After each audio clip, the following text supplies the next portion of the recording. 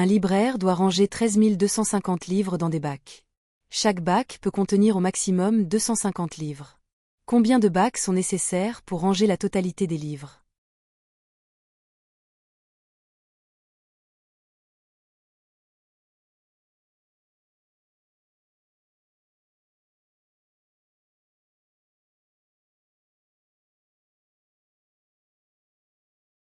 En divisant 13 250 par 250, on obtient 53.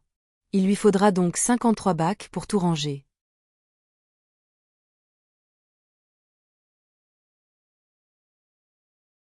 Un magasin de jouets reçoit 9 480 billes. Il veut les répartir équitablement dans des sachets pouvant contenir chacun 120 billes. Combien de sachets seront nécessaires pour tout emballer?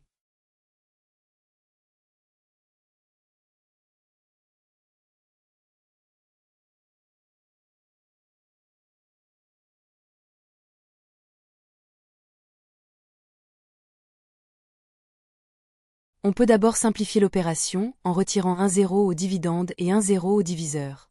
On obtient alors 948 divisé par 12. Le résultat de la division est 79. Il faudra donc 79 sachets.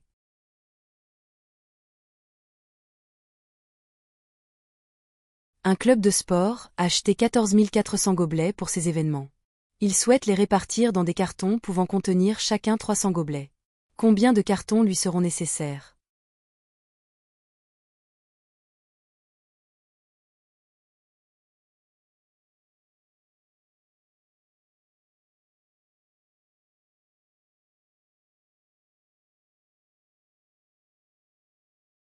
Pour savoir combien de cartons sont nécessaires, on divise 14 400 par 300. On peut simplifier en retirant 2 zéros, 144 divisé par 3. Le résultat est 48. Il faudra donc 48 cartons.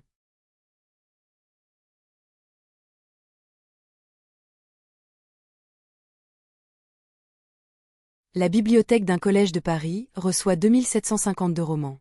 Elle veut les ranger dans des étagères, chaque étagère pouvant contenir 16 romans. Combien d'étagères faudra-t-il pour tout ranger?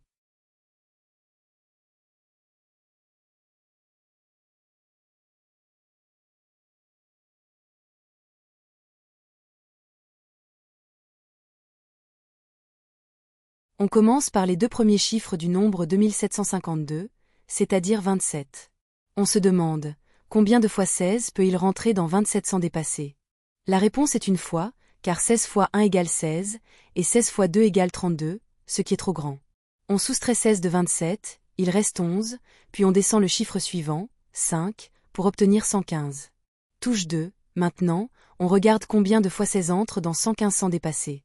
16 fois 7 égale 112, et 16 fois 8 égale 128, ce qui est trop grand.